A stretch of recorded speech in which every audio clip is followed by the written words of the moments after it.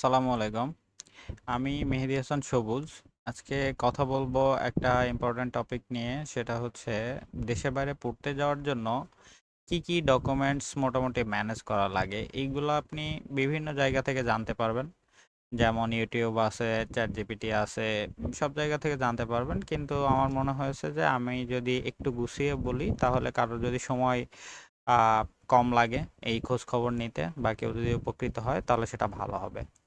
কিছু বিষয় আছে এর মধ্যে যেগুলো কেউ আপনাকে বলবে না, বা আমি কোথাও পাইনি, আমি থেকে শিখেছি, সেই জিনিসগুলো আমি এক্সট্রা করে ইনপুট দিতে যাচ্ছি।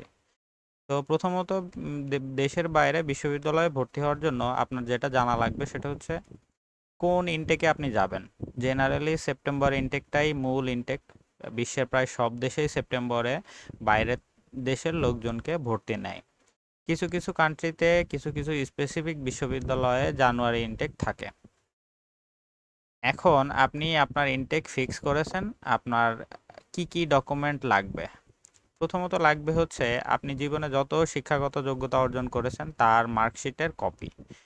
আচ্ছা, তার অল সার্টিফিকেটের কপি লাগবে, আপনার পাসপোর্টটা লাগবে, আপনার একটা ফটো লাগবে, আপনার এক কপি ছবি লাগবে, আপনার স্টাডি অফ পারপোজ লাগবে, রিকমেন্ডেশন লেটার লাগবে 2 কপি, আইএলটিএস বা অন্যান্য যে কোনো ইংলিশ ল্যাঙ্গুয়েজ টেস্টের ওই ইউনিভার্সিটির রিকোয়ারমেন্ট অনুযায়ী ব্যান্ড স্কোর লাগবে, সেই ব্যান্ড স্কোরের যে সার্টিফিকেটটা থাকবে সেটার কপি লাগবে। এখানে আরেকটা জিনিস ইম্পর্ট্যান্ট, যে আমাদের দেশে বেশিরভাগ মানুষেরই তাদের নামের শুরুতে এমডি বা এমএসটি বা মোহাম্মদ, মিসেস এরপরে একটা ডট থাকে। এবং ইন্টারেস্টিং ব্যাপার হচ্ছে আমাদের দেশের যে পাসপোর্টের সার্ভার, সেইখানে কোনোভাবেই আপনার এই ডট জিনিসটা উঠে না। তো প্রথম আমাদের একটা মিস্টেক হয়ে যায় যে হচ্ছে আমার সার্টিফিকেটের নামে ডট আছে, পাসপোর্টে ডট নাই। সব বিশ্ববিদ্যালয় যে আপনাকে এই নিয়ে খুব বেশি বাধাবে তাও না, কিন্তু কিছু কিছু বিশ্ববিদ্যালয় আছে যারা এই ডট নিয়ে আপনাকে আপনার ডকুমেন্টটা ফেরত দেবে। আপনি যখন অ্যাপ্লাই করবেন আপনার হাতে সময় কম থাকবে, আপনাকে দ্রুত অফার লেটার পেতে হবে এবং ভিসার জন্য অ্যাপ্লাই করতে হবে। এর সাথে রিলেটেড ব্যাংক স্টেটমেন্ট, যেই আপনি বাইরে পড়ার জন্য যে ফান্ডটা দেখান, ওইটার একটা খরচ বেশি হয়ে যায় যদি দেরি হয়ে যায়, তখন আপনি একটা টাই মুভমেন্টের মধ্যে থাকবেন। এই কারণে এটা আগে থেকে আপনার জানা দরকার। যদি এরকম থাকে, আপনি কষ্ট করে একটু এই ডটের রিলেটেড একটা নোটারি করে নেবেন। সেটা হচ্ছে আপনার ডিস্ট্রিক্ট কোর্ট থেকে করতে পারবেন।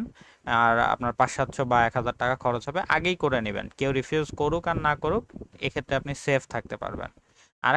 আর দুইটা জিনিসের কথা বলেছি এখানে, যেটা আপনার বুঝতে কষ্ট হতে পারে। এসওপি।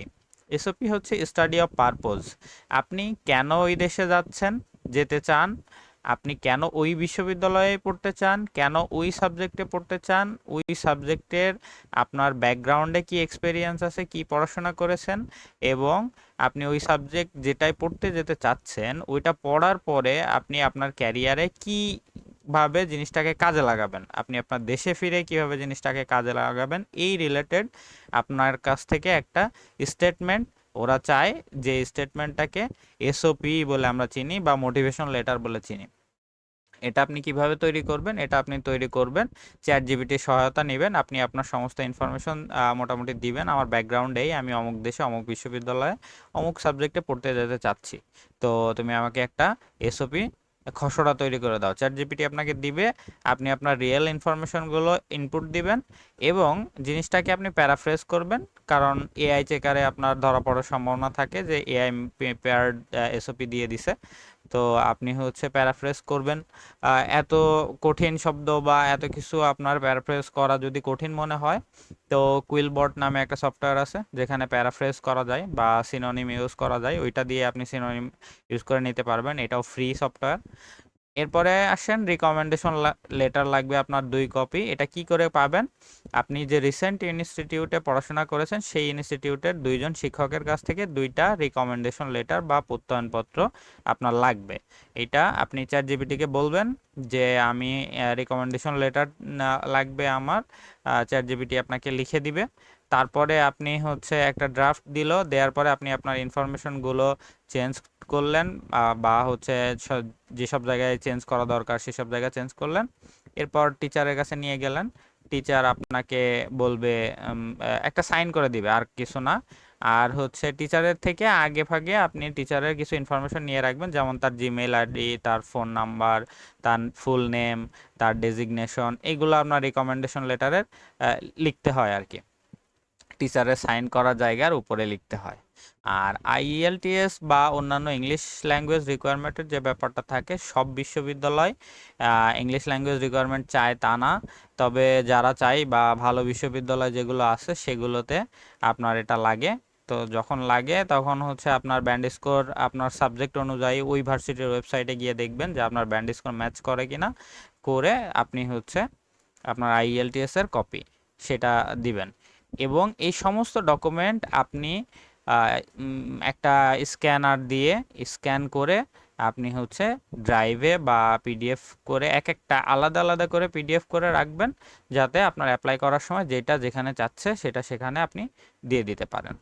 তো এই ছিল আপনার দরকারি কাগজপত্রের কথা।